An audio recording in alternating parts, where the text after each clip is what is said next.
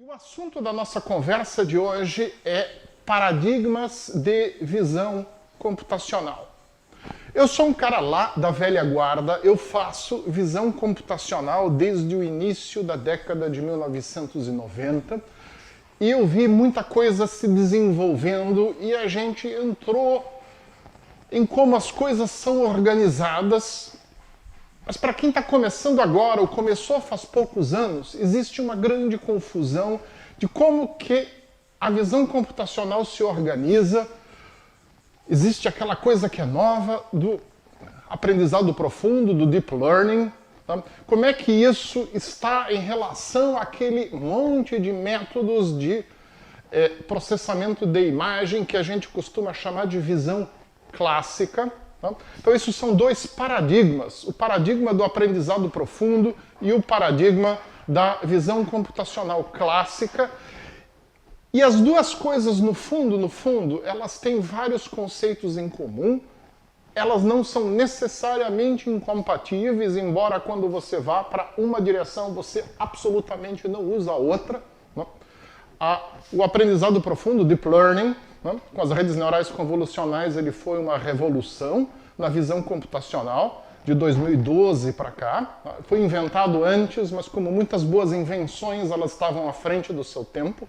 Levou um tempo até as pessoas descobrirem, eu vou falar disso um pouco na aula de hoje. Tá? Então o objetivo da aula de hoje é a gente explicar para vocês como isso está organizado, quais são os paradigmas e como é que essas coisas se organizam, o que tem em comum, e o que muito provavelmente vai dever ser a sua filosofia se você for começar a desenvolver alguma coisa em visão computacional. Tá? Então vamos dar uma olhada. Tá? Então, a característica principal de 2012 para cá da visão computacional é que nós tivemos um cisma paradigmático. Passaram a existir dois caminhos muito diferentes, duas formas muito diferentes da gente encarar um problema de visão computacional e de como que a gente deve resolver isso. Então, eu vou começar explicando um pouco o que é a visão clássica. Tá? A visão computacional clássica é uma área da computação que existe aproximadamente há 50 anos, provavelmente um pouco mais do que isso, se a gente for ir lá para os rudimentos da visão, tá? Interpretação de imagens muito simples. Tá? Mais de 50 anos para cá, a gente viu um desenvolvimento que foi numa determinada direção. E qual é essa direção? A gente não tem o conceito de um algoritmo enxerga. Tá? Todas as soluções de visão computacional que foram desenvolvidas dentro da área clássica, elas se caracterizaram por essa figura que você está vendo aqui. Uma pipeline de uma série de algoritmos de processamento de imagem diferentes, inclusive com os seus parâmetros diferentes, e cada algoritmo desses faz uma coisa muito específica com a imagem, é baseado num conceito matemático muito específico e não consegue fazer outra coisa. E normalmente esses algoritmos dentro da visão clássica, eles também são extremamente parâmetro dependentes, ou seja, uma coisa que funciona em imagens a cores e de dia não vai funcionar em imagens em preto e branco e à noite. Uma coisa que funciona com uma determinada área, vamos supor, por exemplo, um algoritmo industrial para classificação de qualidade de ovos, tá? Ele vai ter uma determinada pipeline, uma determinada sequência de algoritmos que você vai aplicar, tá? E que vai funcionar para aquilo, para ovo. Tá? E, eventualmente, só para ovo branco, sabe? Aquele ovo de galinha branca, de granja, de grande produção. A hora que você for usar galinha caipira com aquele ovo meio rosado, não funciona mais. Tá? E talvez o mesmo algoritmo que é chave ali no ovo, ele também sirva numa outra aplicação de controle de tráfego para identificar algum aspecto de um veículo, mas ele vai funcionar ali com parâmetros muito diferentes. A sua solução enxerga ovo não vai funcionar para carros na rodovia. Tá? Então essa é uma característica que a gente tinha. né, que a gente ainda tem, porque a visão computacional clássica ainda é usada, tem muita aplicação, apesar de hoje a tendência estar sendo na direção do aprendizado profundo, do deep learning. Tá? E como é que se organizam essas questões? Se a gente tem muitos algoritmos, como é que a gente vai saber desenvolver uma solução? Como é que a gente vai entender como é que isso funciona? Bom, para isso, nós, lá em 1992, né, num seminário de matemática aplicada na Alemanha, a gente criou essa tabela que você está vendo aqui. Eu levei muitos anos para ter coragem de publicar isso aqui. Esse ano saiu publicado no Computerized Medical Imaging and Graphics, como uma parte inicial de um paper, depois eu vou dar a referência do artigo para vocês. Mas essa tabela, ela mostra o que é a característica principal dos algoritmos de processamento de imagem. Então, a primeira coisa que a gente tem é que o processamento de uma imagem, ele é um processo de abstração progressiva, aonde a gente começa lá de uma coisa básica, que são coleções de pixels sem significado, imagens, e a gente vai simplificando e vai começando a descrever essas coleções de pixels. Então, no início, a gente vai aplicar algoritmos que vão transformando imagem em imagem. Vocês vão ver na coluna de baixo, depois na linha de baixo, a gente vê ali vários tipos de transformação, no início de imagem para imagem e depois de imagem para modelo. E a gente vai abstraindo progressivamente até o momento onde a gente começa a gerar descrições do conteúdo e no final a gente termina com uma interpretação destas descrições de conteúdo. Então, esse é um processo de abstração progressiva. Ele foi proposto originalmente em 1982 por um sujeito chamado David Marr. Ele publicou um livro chamado Vision, aonde ele fez um grande apanhado de toda a vida de pesquisador dele. Então, David Marr foi um dos criadores da visão computacional lá na década de 60. E em 1982 ele já estava bem doente, estava para falecer, e ele escreveu esse livro como a obra final dele. Chama Vision. Se você tiver acesso a esse livro, vale a pena você olhar, e ele trouxe esses conceitos de abstração progressiva. Eu vou voltar para eles. Mas a gente não tem só isso, isso são as colunas aqui, tá? E a gente tem linhas também. As linhas dessa matriz, elas dizem respeito a como é que eu encaro um pixel. Tá?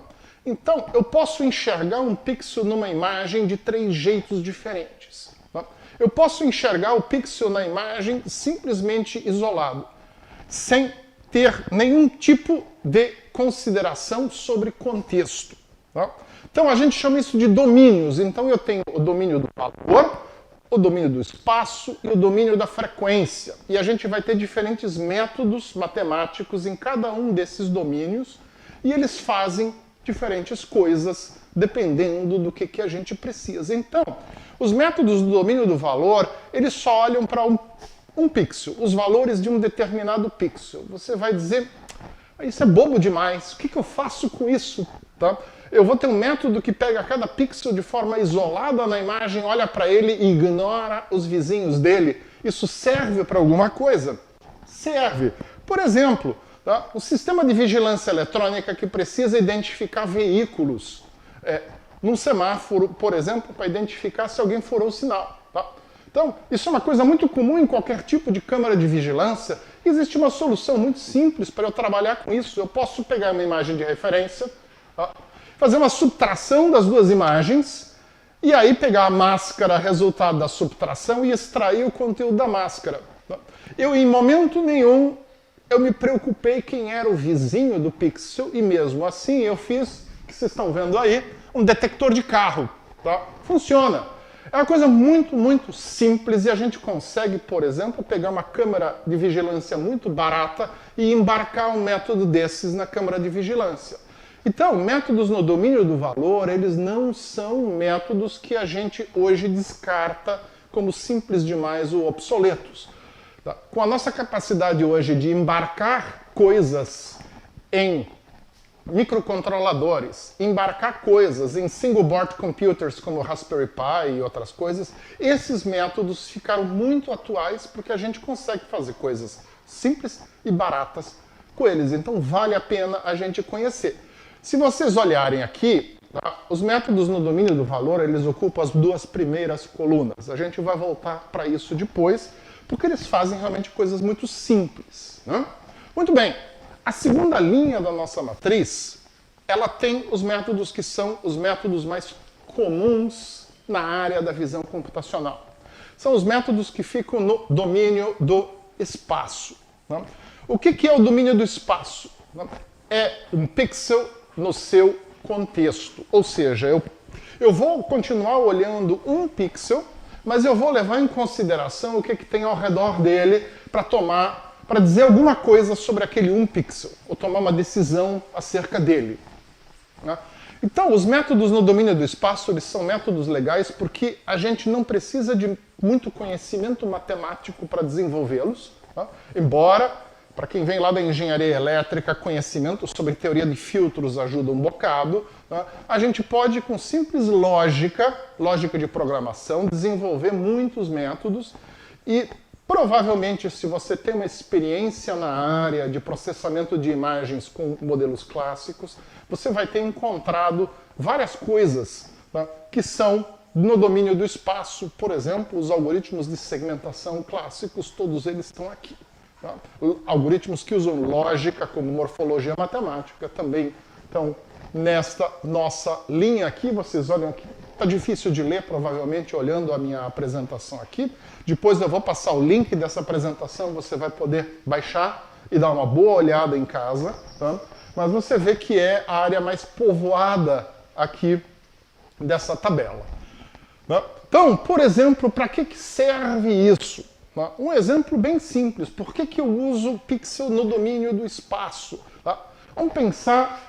Isso aqui é uma foto antiga aqui do campus da UFSC que mostra uma porta lá da parte de jardinagem da universidade. Né? Como é que você sabe que a porta termina num determinado lugar aqui? Né? Um raciocínio muito simples, né? A gente tem uma região contínua em azul e daqui a pouco a região abruptamente muda para branco. Se eu considerar só os pixels sozinhos, talvez isso não me baste. A porta tem ranhuras no meio dela, existe sujeira nessa parede, a parede não é única. Mas se eu usar o critério de que eu tenho grandes áreas e eu procuro aonde nessas grandes áreas eu tenho variações abruptas, eu vou ter uma coisa chamada borda. Para quem já trabalhou um pouco com visão computacional, sabe que detector de borda é uma coisa que a gente usa muito em visão computacional. Então, sem entrar nas questões filosóficas kantianas a respeito de continuidade de objetos e outras coisas, a gente pode aqui, olhando para essa imagem, simplesmente dizer: eu tenho uma área azul que abruptamente muda para branco, então deve ser um objeto diferente. Então esse é o raciocínio por trás dos métodos baseados em espaço. A gente verifica a vizinhança, verifica características de vizinhança e identifica também momentos em que essas características mudam de alguma coisa para outra coisa e usa esta informação para determinar coisas. Então vamos supor, algum dia a UFSC vai ter robôs de jardinagem que vão fazer a jardinagem para nós. Como é que o robô acha a porta? Supondo-se que vai ser uma coisa simples. Ele vai usar um processamento de imagem simples. Tem que procurar por uma coisa azul de um determinado tamanho e vai parar ali na frente esperando alguém abrir. Então, isso é uma coisa simples que você pode fazer, e que já serve dentro de um determinado contexto para você identificar determinados elementos. Se eu sei que as minhas portas são azuis, se eu sei que elas têm um determinado tamanho, então, se eu usar algoritmos da área do domínio do valor, do domínio do espaço, eu vou conseguir criar um algoritmo que me identifique essas coisas sem muitos detalhes e sem muito pós-processamento a mais. A gente já vai falar um pouco do que mais tem de pós-processamento, mas a ideia é essa. E por último, a gente tem os algoritmos do domínio da frequência. Tá? No domínio da frequência, a gente não leva só em consideração o valor de um pixel, a gente não leva em consideração também apenas o contexto do pixel, quer dizer, quais são os valores que aquele pixel tem ao redor, mas a gente leva em consideração também qual é o padrão de variação dos pixels ao longo do espaço, ou seja, qual é a frequência que está associada a alguma alteração de pixel numa determinada região da imagem. Tá? Nesse domínio, a gente tem basicamente dois conjuntos de métodos, ou métodos baseados em basicamente dois princípios. Tá? São a transformada de Fourier e a transformada de Wavelet. Tá? Wavelet, às vezes, inspirado nos franceses que queriam dar um nome diferente, é chamada de ondeleta, tá? Ondelette em francês. Tá? Wavelet, se eu traduzir para português diretamente, vira marola. Ninguém vai falar de transformada de marola, nem nós aqui em Florianópolis, que vivemos numa ilha. Tá? A gente usa o termo em inglês, wavelet, que evita confusões. Tá? Existem algumas diferenças matemáticas em como funciona o wavelet e como funciona Fourier. Tá? Não nos importa nesse momento, mas basicamente são métodos da gente descrever características da frequência de uma determinada região numa imagem. E isso nos permite fazer várias coisas com isso. E permite, por exemplo, a gente identificar, tá, a diferença que existe em coisas que, a princípio, primeiro, parecem muito similares. Tá? Isso aqui é uma foto aqui do campus da UFSC, que também é bem antiga, né? Eu tirei há uns 20 anos atrás. Ela mostra, de um lado, tá, uma árvore que é uma tuia, aquela árvore de cemitério, tá? Não é um cipreste, é parecido, e do lado de cá a gente tem o hibisco. As duas espécies de vegetação têm tons de verde muito parecidos. Mas para você, está bem claro que existe um troço que parece um pinheiro, de um lado, e tem uma coisa de folha grande do outro, mesmo se você abstrair das florzinhas vermelhas que você está vendo ali do hibisco. Né? Como é que você consegue diferenciar essas duas coisas? Para você estar claro, existem frequências diferentes aqui. Né? O hibisco tem folha grande, a tuia tem uma folha muito pequena, e a gente vai ter, então, características de variação dessa imagem que são diferentes em cada parte. Então, se eu uso frequência, eu consigo separar essas duas regiões e dizer aqui tem uma vegetação e ali eu tenho uma outra vegetação bem diferente. Muito bem. Então, mesmo que eu não consiga ver as folhas, né? Essa foto está ruim, eu não consigo identificar as folhas do hibisco direito e a tuia, para mim, também está meio borrada. Mas mesmo assim, fica claro para cada um de nós que tem duas vegetações. A mesma coisa isso daqui. Tá? É uma foto de uma calçada aqui na universidade. Tá? E a gente vê que foram usadas misturas diferentes para fazer o cimento de uma parte da calçada e o cimento da outra. Usaram brita grossa num e areia fina no outro. E para vocês, humanos, olhando isso aqui, fica muito claro que a gente tem uma divisão aqui, né, entre uma parte da calçada e a outra, apesar da cor ser igual. Né? Apesar da tonalidade ser idêntica, apesar da claridade, do brilho de cada parte da imagem ser idêntico. Com nenhuma dessas outras informações, cor, claridade, borda, nada disso vai me ajudar a separar essas partes da imagem. Mas a hora que eu olho qual é o padrão de variação, né, que é pequeno, mas que existe na textura de uma parte e da outra, né, eu consigo separar os dois tipos de calçada. Né? Então, é isso que a gente faz no domínio da frequência, a gente observa esse tipo de coisa. E só isso. Né? Segmentar baseado em cor é outro algoritmo. Né? Então, essa é a característica básica da visão clássica. Né?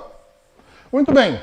Então, eu falei das linhas e eu dei um adianto sobre as colunas e falei que as colunas elas são inspiradas na ideia do David Marr de passos sucessivos de abstração. Tá?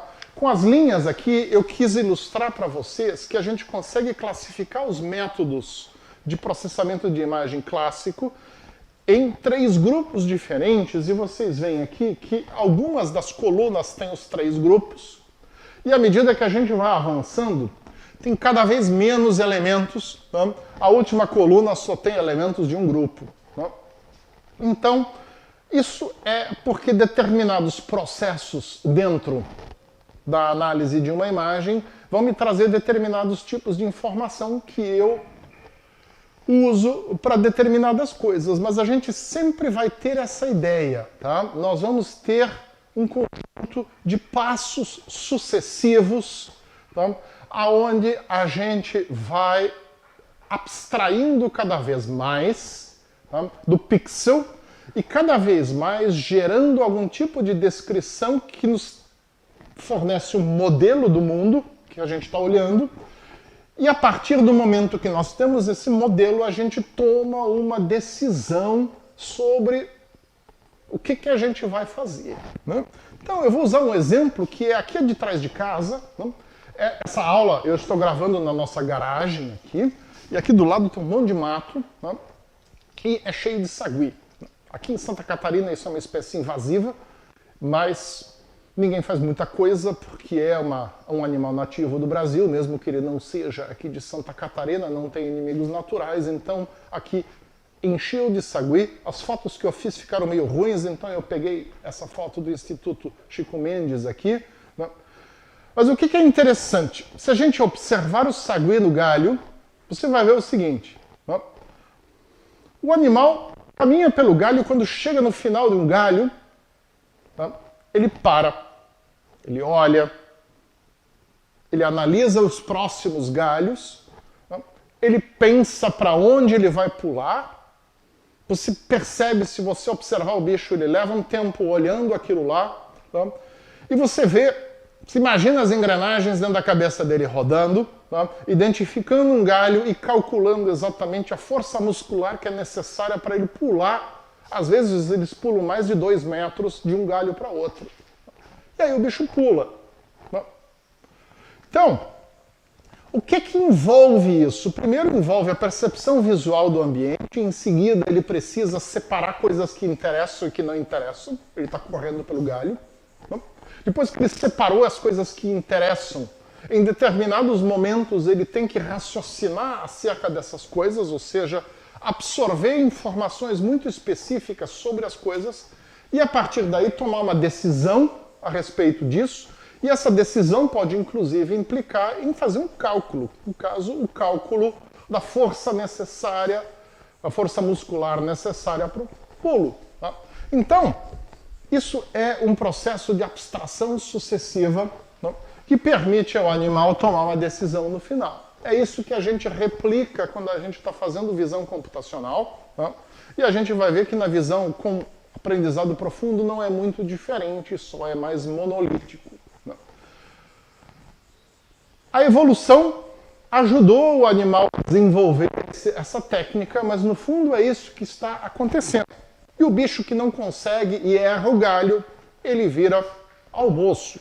Né? Então, isso é importante. Tá? Então vamos dar uma olhada como é que funcionam esses passos progressivos de abstração, tá? E processamento da imagem. Tá? No primeiro passo, que eu chamo de filtragem, tá? David Marr chamou isso simplesmente de pré-processamento. Tá? A gente tem um conjunto de transformações cujo objetivo é simplesmente melhorar a qualidade de uma imagem. A gente não está pensando ainda em extrair informação da imagem. O nosso objetivo é melhorar a qualidade da imagem. Então a gente tem uma transformação que é de imagem para imagem, I em I. E alguns exemplos. No domínio do valor, por exemplo, uma coisa muito simples aqui, uma transformada de contraste. Tá? Eu simplesmente peguei e multipliquei os pixels dessa imagem da esquerda, que é uma imagem ruim, tá? Ela está sem contraste, pode ser uma foto que foi feita na neve sem filtro ultravioleta, o ultravioleta refletido pela neve detonou o fotômetro da máquina, né? E a máquina tirou uma foto ruim, eu fui lá e multipliquei todos os pixels da imagem por algum valor, e com isso eu aumentei o espaço de valor entre os pixels. Talvez eu tenha subtraído um valor no final para escurecer de novo o que ficou muito claro. E eu tenho uma imagem melhorada, que é o que a gente está vendo aqui à direita. Tá? Então, isso é um processo muito simples e que deixa a minha imagem melhor para continuar trabalhando com ela. Tá? Aqui tem um outro exemplo, tá? Um exemplo clássico da visão computacional, esse do conjunto de imagens de uma biblioteca em Python. Tá? E aqui você vê o quê? Uma transformada de eliminação de chuvisco. A eliminação de chuvisco é algo muito mais complexo do que simplesmente eu melhorar o contraste. Então, eliminação de chuvisco vai ser uma transformação no domínio do espaço e não no domínio do valor, porque eu vou ter que olhar o contexto de cada pixel para poder decidir se aquele pixel ele tem um pico de valor sem nada ao redor que o justifique, tá? E que possa ser uma evidência de que ele é um chuvisco, e eu tenho que pegar os valores ao redor e usá-los para achatar. Tá? É isso que uma transformada de chuvisco, no fim de contas, faz. Né? Tá? Então vocês veem a imagem original e a imagem resultante de uma qualidade muito superior. Novamente, eu não estou extraindo nenhum tipo de informação da imagem, eu estou simplesmente melhorando a qualidade dela. Muito bem. Tá? O próximo passo, que David Marr chamou de um jeito interessante conditioning, condicionamento da imagem, e eu digo isso é um passo de simplificação. O que acontece nesse próximo passo? Antes eu deixei a imagem com uma qualidade suficiente para eu começar a fazer algo com ela. Agora, o que eu vou fazer? Eu vou aplicar algoritmos que ressaltam as coisas na imagem que me interessam. Se isso são áreas de objetos ou formas de objetos, eu vou tentar segmentar a imagem. Se isso são limites entre coisas, eu vou tentar encontrar as bordas e usar um detector de bordas. Tá? Se eu preciso trabalhar no sentido de fechar buracos ou tirar riscos e istmos, eu vou usar a morfologia matemática. Mas tudo isso são processos que me simplificam a imagem e vão o quê? Vão um passo adiante agora no sentido de eu tornar essa imagem mais abstrata e as informações que eu estou procurando na imagem estarem mais evidenciadas. Tá? Então, em muitas pipelines de processamento de imagem, você não vai encontrar apenas um algoritmo de condicionamento, você às vezes encontra 3 ou 4, um atrás do outro, tá? Até que eu deixo a imagem de um jeito que eu tenho só os objetos que me interessam. Tá? Alguns exemplos aqui. A segmentação, como eu falei para vocês, é um dos exemplos mais clássicos. Aqui é um dos nossos algoritmos de segmentação que nós desenvolvemos aqui no laboratório, usando a métrica de distância de Mumford-Shah, usando o algoritmo de segmentação de Mumford-Shah e a métrica de distância estatística de Mahalanobis. Né? E a gente vê ali na primeira linha, se o meu objetivo é tentar dizer alguma coisa sobre as flores, eu primeiro preciso segmentar as flores, ou segmentar a estrela do mar, ou segmentar os diferentes componentes arquitetônicos dessa basílica que a gente vê ali embaixo. Né? Isso aqui são imagens do Berkeley Dataset. Se vocês nunca usaram isso, vale a pena dar uma olhada. É um conjunto de imagens de referência para segmentação. E elas foram, todas elas, segmentadas manualmente por alunos do curso de artes da Universidade de Berkeley. Tá? Então tem uma visão bem humana de gente não tecnológica sobre o que são os componentes interessantes em cada imagem. É um excelente ground truth para você testar algum algoritmo de segmentação seu. Tá? Então, aqui a gente tem um outro exemplo. Né? Isso aqui é uma imagem de ressonância magnética que está há uns 30 anos em domínio público. Eu peguei novamente o algoritmo de Mumford-Shah, aqui a implementação clássica francesa dele usando uma métrica exponencial, e eu simplesmente processei com 5 valores diferentes, e vocês veem os resultados são muito diferentes. Então é a mesma imagem, o mesmo algoritmo, mas 5 conjuntos de parâmetros diferentes e a gente tem resultados completamente diferentes. Tá?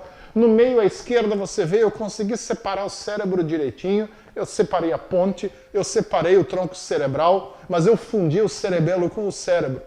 Mais à direita eu tenho o cerebelo separado, mas o meu cérebro também está dividido em dois. Então, esse é um problema dos métodos clássicos. O resultado acaba muitas vezes insatisfatório, mesmo em situações como essa, onde eu tenho uma imagem ideal. Então, esse é um problema com que a gente tem que lidar quando a gente trabalha com visão clássica.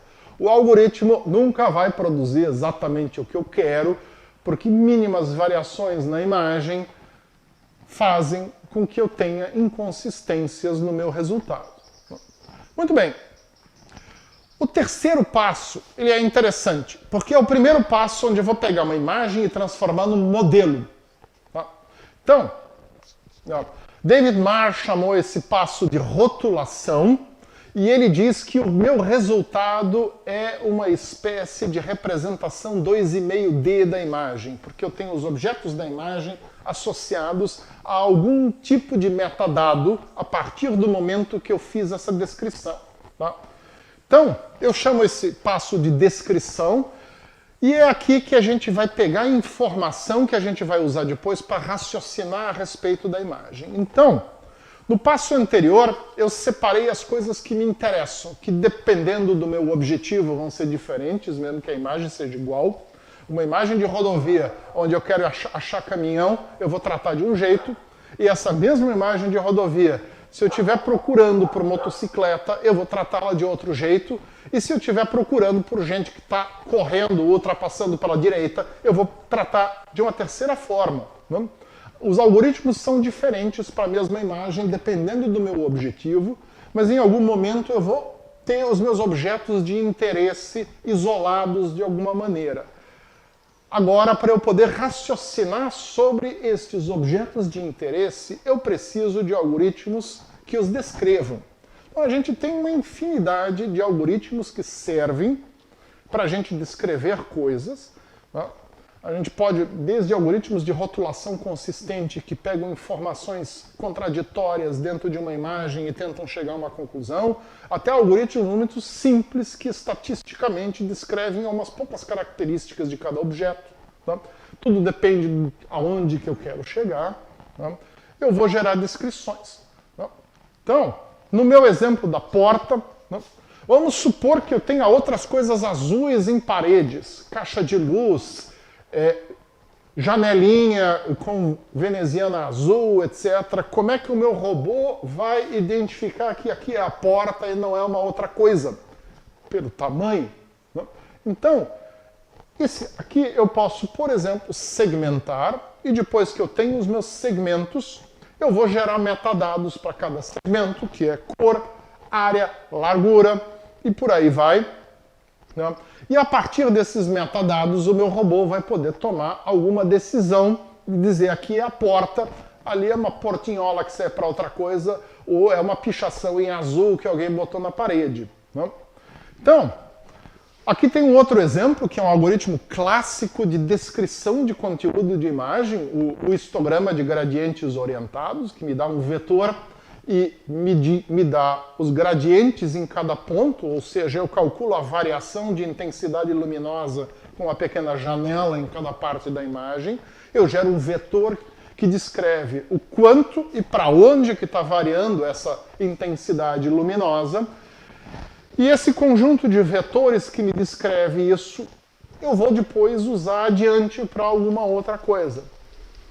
Se vocês não imaginaram para que isso aqui serve, é só olhar a figura do rosto da moça ali. Os vetores estão orientados de um jeito muito específico e tem uma característica muito específica. Então, por exemplo, aquela sua câmera fotográfica que tem um identificador de rosto, usa um algoritmo desse tipo. Um algoritmo clássico, é um algoritmo bem fácil da gente trabalhar. E você observa o seguinte, ele foi aplicado diretamente em cima da imagem original. Talvez ela tenha sido pré-processada para não ter chuvisco e coisa assim, mas eu apliquei diretamente. O que isso nos mostra também? Nem sempre eu vou ter que aplicar todos os passos. Aqui é um exemplo de um algoritmo de rotulação que eu aplico numa imagem crua. Eu não segmentei a imagem antes, eu não fiz nada com ela. Isso é possível dentro desse método. Então, nada do que tem nessa tabela laranja aí é obrigatório. Tá? É apenas uma classificação geral de como que as coisas se organizam. Aqui a gente tem um exemplo de alguns outros algoritmos, tá? Que são algoritmos descritores de características também, onde eu também procuro pontos que se ressaltam dentro de uma imagem e eu gero vetores, né, que descrevem cada um destes pontos com orientação e intensidade. Né? Aí tem toda uma coleção de algoritmos nessa área, SIFT, SURF, ORB e assim vai. Né? E a gente usa isso aqui para algumas coisas também. Bom, e como é que a gente termina isso daqui? Nós terminamos raciocinando sobre a imagem. Então, o último passo, tá, que David Marr chamou de interpretação, e eu simplifico um pouco chamando também de classificação, é onde a gente vai pegar esses metadados que nós geramos, quer dizer, o nosso primeiro modelo. Né? Então, o modelo pode ter vários níveis de abstração. O modelo mais simples é aquele modelo onde a gente pega objetos da imagem, a gente gera algumas expectativas sobre que tipos de objetos e que tipos de características esses objetos podem ter, e aí a gente descreve essas características. Então nós temos um modelo simples, que, como eu falei para vocês, David Marr chamou isso de representação 2,5D. Tá? E o segundo passo é tomar decisões sobre isso. Quer dizer, eu vou pegar... Eu tinha dados na forma de pixel. Na hora que eu gerei esse primeiro nível de modelos, eu transformei os dados em informação. Tá? E agora, eu preciso o quê? Juntar conhecimento do meu domínio de aplicação para poder pegar essa informação e tomar decisões a respeito dela. Então, nessa última etapa, a gente vai ter algum modelo de como é que funciona o meu mundo. O macaco tem um modelo lá de quanto que ele precisa aplicar de força para poder saltar. Um sistema de identificação de veículos que fura o sinal num semáforo. Vai ter um modelo de que quando o semáforo está fechado não pode passar carro. E por aí vai. E eu uso esta informação para gerar algoritmos aonde eu vou pegar a minha informação anterior e poder tomar decisões a respeito dela. Então é uma nova transformação de modelo em modelo. Né? E aqui a gente tem métodos estatísticos clássicos, a gente tem métodos da área de engenharia de conhecimento. Eu posso, por exemplo, nesse novo modelo, usar uma linguagem de descrição de conhecimento, sei lá, KL1, por exemplo, para pegar uma linguagem clássica. Tá? Eu posso também ter um conjunto de regras em Prolog que me tomam decisões sobre a informação que vem do nível anterior. Tá? Tudo isso ainda é visão computacional, porque eu ainda estou fazendo o quê? Eu estou raciocinando sobre a imagem. Tá? É um processo que ainda envolve a imagem e a gente não considera isso pós-processamento da imagem, a gente considera isso como o passo final, que é processamento usando conhecimento, que pode estar hard-coded, num conjunto de regras, como pode também tá, soft-coded, numa modelagem de conhecimento que eu vou trazer para dentro na hora de tomar a minha decisão. Pode também estar hard-coded de uma outra maneira. Aqui eu posso usar redes neurais clássicas, aquelas redes backpropagation que na década de 1990 todo mundo queria usar para tudo, né? E eu posso usá-las aqui para tomar uma decisão em função de um vetor de características que eu extraí antes da minha imagem. Então, várias coisas são possíveis, tá? Mas no final, qual é a minha ideia aqui? É que ao final desse passo eu tenho o conhecimento necessário para o meu programa de visão computacional tomar uma ação no mundo. Tá? Por exemplo, no caso do macaco, quanta força eu preciso aplicar para dar o meu salto. Tá? Muito bem. Então, isso aqui é como funciona a visão clássica. E Como eu comentei antes com vocês, a visão clássica foi o modelo padrão da gente trabalhar com visão computacional durante 50 anos.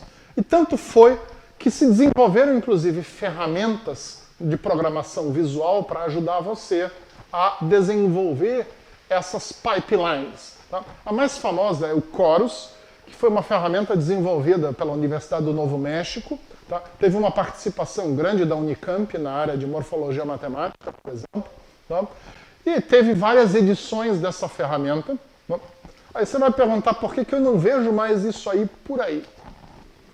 Tá?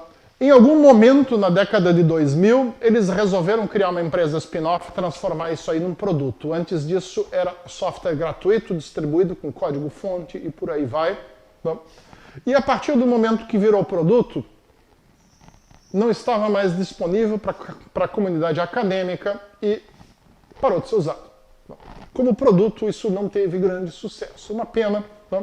E teve várias outras coisas que foram desenvolvidas nessa área. Tá? O CVFlow é um exemplo de um sistema desse tipo que foi desenvolvido aqui no nosso laboratório. Tá? Na década de 2000, a gente desenvolveu isso aqui em Java e funcionava um pouco diferente. Ele usava a biblioteca OpenCV e outras coisas que você podia incluir, tá? E permitia fazer a mesma coisa. Em algum momento a gente também descontinuou a ferramenta porque se chegou à conclusão de que essa é uma área da visão computacional que, a não ser em algumas coisas muito específicas, ela estava morrendo. Tá? E essa ideia é uma ideia bem óbvia. Teve outros sistemas mundo afora. A Universidade de Munique tinha um sistema chamado Horus, que ela nunca distribuiu gratuitamente por aí. Então pouca gente acabou usando. O objetivo deles mais era usar na indústria. Tá? Se vocês quiserem ver, a gente tem uma página sobre isso com outros vídeos. Tá? Muito bem. E o que é mais moderno? O que aconteceu? Em 2012, nós tivemos uma mudança de paradigma. E a mudança de paradigma foi a popularização das redes neurais convolucionais. Eu falo rede neural convolucional praticamente como um sinônimo de aprendizado profundo, deep learning, porque no fundo é isso. A convolução é um elemento básico de todas as redes neurais modernas. Então a gente pode usar esta terminologia. Esse desenho aqui que vocês estão vendo repetido aqui agora, tá? É de uma AlexNet, tá? Desenvolvida pelo Alex Krasniewski junto com Geoffrey Hinton, tá?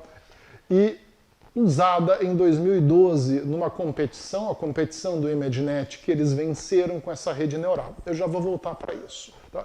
Então, o que acontece na rede neural convolucional, no Deep Learning? Vocês estão vendo aqui, eu coloquei uma quarta linha aqui nos nossos domínios e coloquei ali redes neurais convolucionais. A rede neural convolucional, ela dá um bypass em todos estes passos de abstração e ela começa lá na frente com pixel e ela termina aqui no final com uma decisão de o que fazer com este pixel. Tá? Então, é um processo complexo, tá? Dentro de um modelo que a gente pode chamar de modelo de caixa preta, aonde a gente faz o quê? A rede neural convolucional, ela aprende o quê? Ela aprende uma série de filtros. A gente vai voltar a isso daqui a pouquinho. Tá? Então, a ideia é o que é? Basicamente, ao invés da rede neural clássica que a gente tinha antes, na rede neural convolucional, eu não aprendo simplesmente intensidade de conexão entre neurônios, tá? Aquele modelo do neurônio hebbiano. Tá? Eu aprendo, na verdade, uma matriz de convolução que me passa a informação de uma camada para outra. A gente já vai ver isso aqui em detalhes para quem nunca viu. Tá? E aí o que acontece nisso? Tá? A gente tem redes complexas com muitos filtros em cada conjunto de camadas e isso faz com que aconteça o quê? No fundo, o que a rede neural convolucional aprende, na verdade, é uma pipeline de processamento de imagem, só que eu começo normalmente com uma rede pré-treinada, e aí eu vou adaptando ela para um novo domínio, né? E com isso vou fazendo ela aprender novos filtros específicos para aquela área. Tá? Vamos voltar nisso já.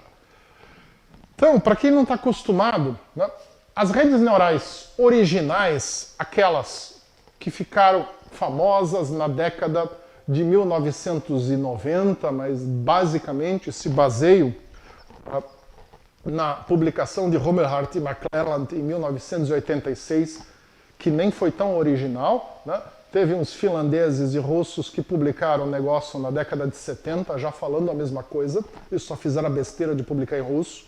Né?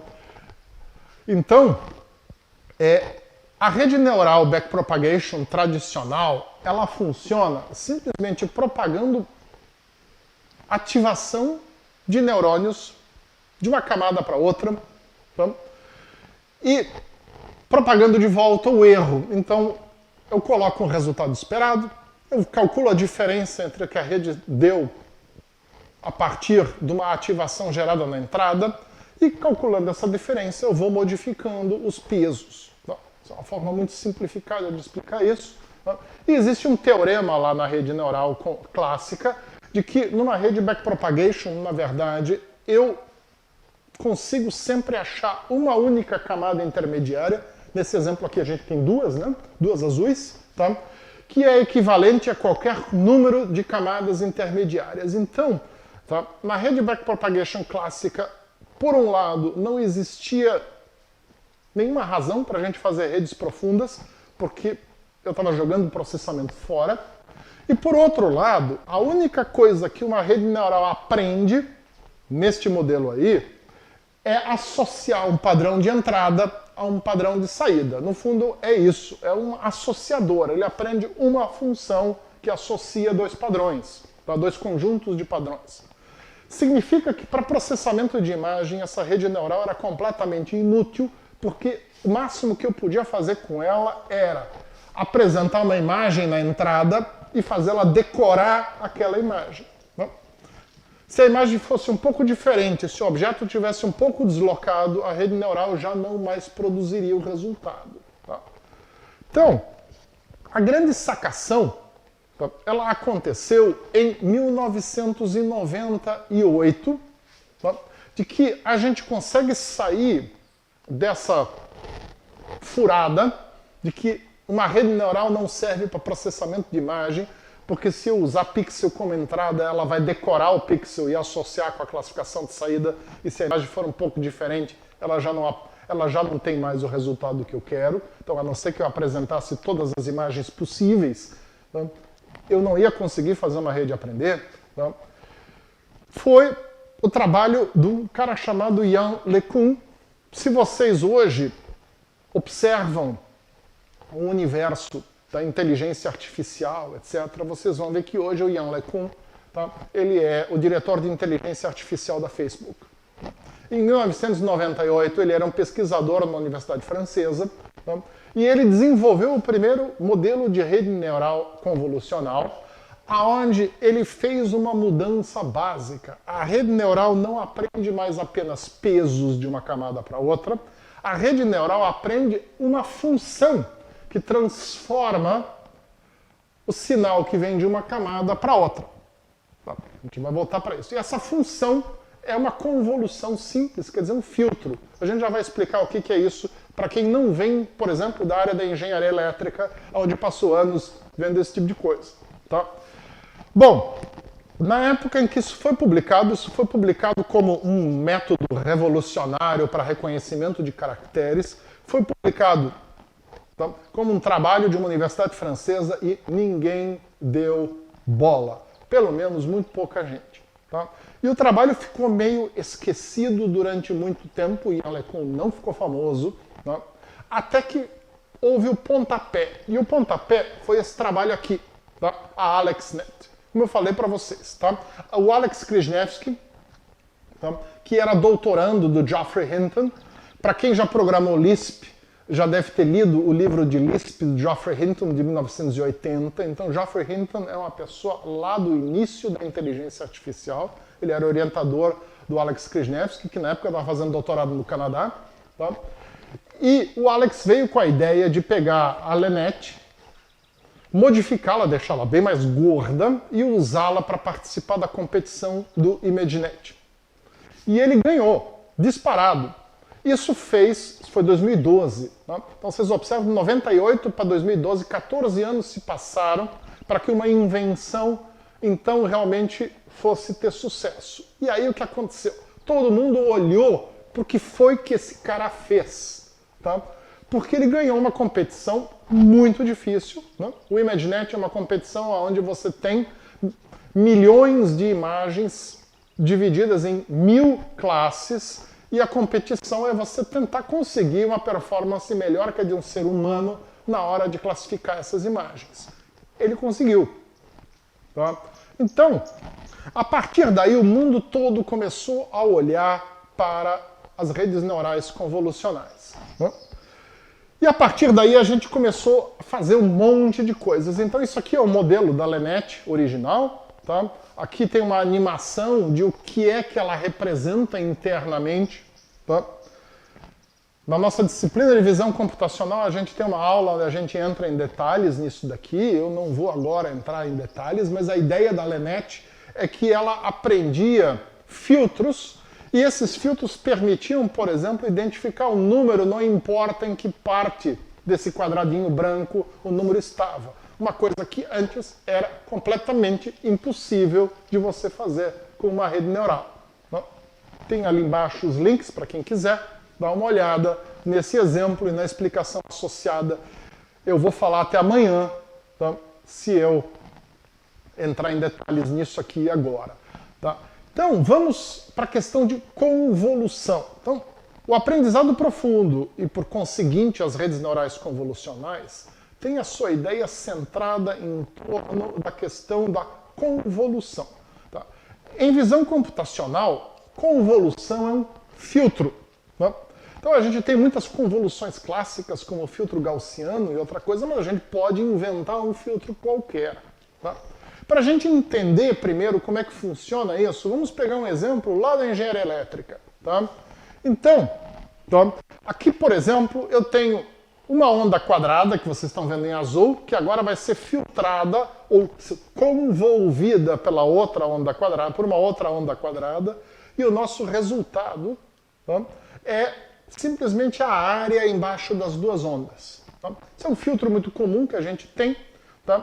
E o resultado que vocês estão vendo aqui, tá, é o que a gente chama de onda dente de serra. Vamos olhar de novo aqui para vocês entenderem. Está passando em amarelo, está a área de intersecção.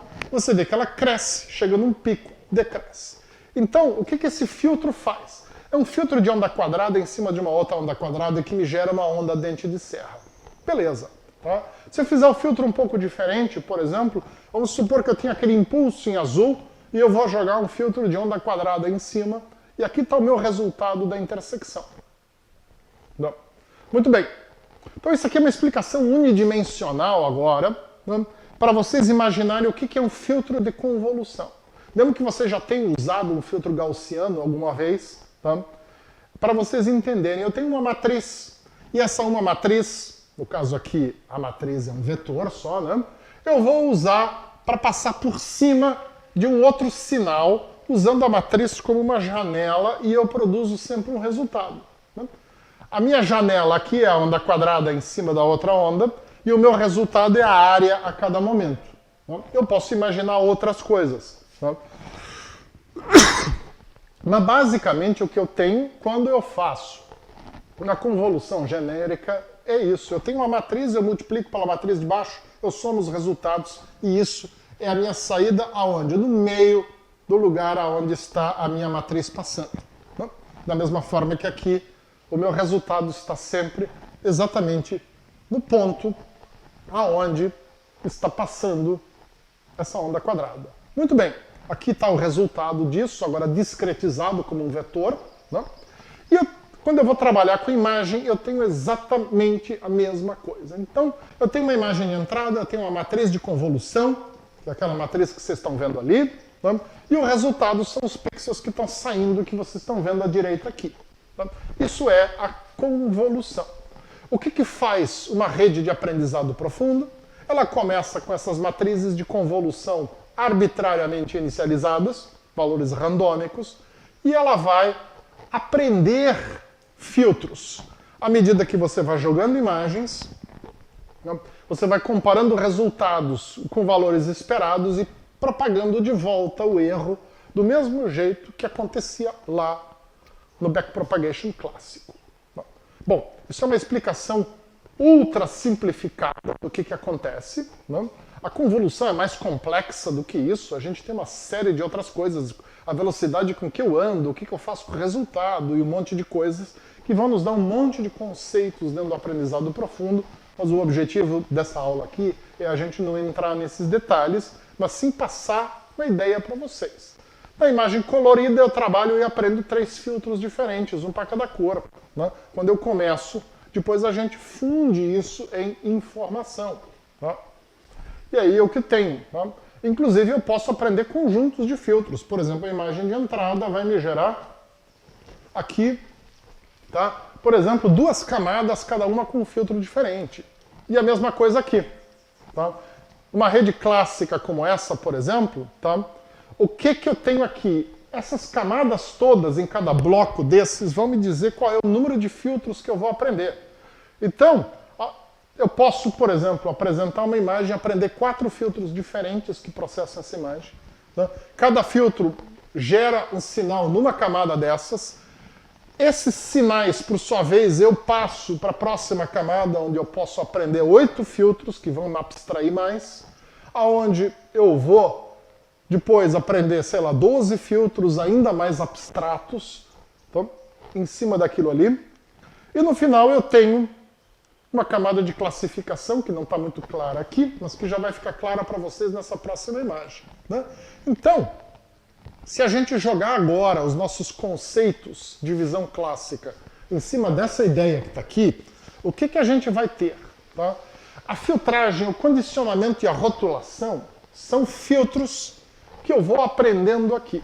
Então eu continuo a ter o meu processo de abstração progressiva da imagem. Tá? Se vocês forem olhar em alguns sites online que mostram o que é representado a cada nível de redes Deep Learning clássicas, vocês vão ver ali níveis de representação que são cada vez mais abstratos. Tá? Começam com questões de contraste, vão para questões de bordas e questões de linhas horizontais, linhas verticais, quadrados e outras coisas. Tá? E no final a gente tem o quê? As redes neurais convolucionais, elas sempre acabam com um conjunto de camadas feed-forward totalmente conectadas, que é a mesma coisa que a gente dizer, elas terminam com uma rede neural backpropagation clássica. Tá? A primeira camada dessas, ela usa o que a gente chama de vetor de características, que é a classificação final produzida pelas redes anteriores. E depois disso, a gente tem o quê? A gente tem, tá, as 2 próximas camadas. Como eu falei para vocês, não faz sentido ter mais de 2 camadas aqui, tem uma de entrada, uma intermediária e uma de saída, que vão me gerar a classificação final. Quer dizer, isso é a interpretação da minha informação. A gente tem outros modelos, redes que fazem, por exemplo, segmentação, pegam essa informação e jogam de volta numa rede irmã que acaba com pixel, cada pixel colorido de acordo com o seu segmento, mas basicamente o processo é esse daqui. Tá? Isso aqui é uma rede de classificação de imagem e a gente pode usá-la como um exemplo geral para uma série de outras coisas, que a ideia é passar para vocês o princípio geral. Né? Então, em resumo, o que a gente tem? Tá? No aprendizado profundo, tá, eu tenho uma coisa que é revolucionária no sentido de que eu não preciso mais conhecer 500 algoritmos diferentes para eu resolver um problema. Porque às vezes esses 500 algoritmos diferentes sequer resolvem o meu problema. Tá? Porque o meu problema, por exemplo, tem muita variação de luz e a hora que eu conseguir uma pipeline para uma coisa, a pipeline não vai funcionar para outra porque a luz variou muito. A grande vantagem da rede neural convolucional é que nessa primeira parte aqui eu posso treinar vários filtros. Os filtros para imagens escuras e os filtros para as imagens claras, a rede vai aprender todos. Tá? Então isso é uma vantagem, por exemplo, que a gente não tem lá. Tá? Mas no fundo, a minha ideia acaba sendo sempre a mesma. E aí, agora a gente tem uma infinidade de modelos de redes neurais convolucionais, que com certeza vocês vão ouvir palestras aqui nessa conferência, e para quem está assistindo isso como parte da aula da minha disciplina, a gente vai falar lá para frente, mas a ideia aqui é colocar isso para vocês. Tá? E aqui a gente terminou com a rede backpropagation na saída. Tá? Muito bem. E é isso, gente. Então, a ideia era dar esse apanhado e colocar o Deep Learning em contraste com a visão clássica, né? E passar essa mensagem para vocês. Existe muita coisa hoje ainda, principalmente se a gente estiver trabalhando, tá, no mundo dos embarcados pequenos e portáteis. Se eu estou falando de um carro autônomo, eu já vou trabalhar com processamento de imagem em GPU. Né? Hoje em dia tem GPU que é fácil de embarcar. Né? Mas se eu estou falando de uma câmera, de alguma coisa baseada em microcontrolador, daquele seu micro-ondas que diz quando é que o bolo tá bom, ou outra coisa assim, para embarcar esse tipo de coisa vale a pena a gente trabalhar com visão clássica. Se não, vamos usar a visão computacional baseada em aprendizado profundo, mas entendendo o que ela faz. Tá? Então esse é o link para a minha disciplina, para quem quiser assistir outras aulas, e para quem quiser baixar esta apresentação aqui, ela está nesse bit.ly daí. E é isso, gente.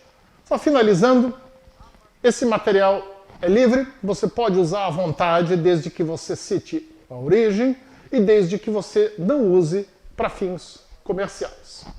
E é isso, gente. Muito obrigado, divirtam-se.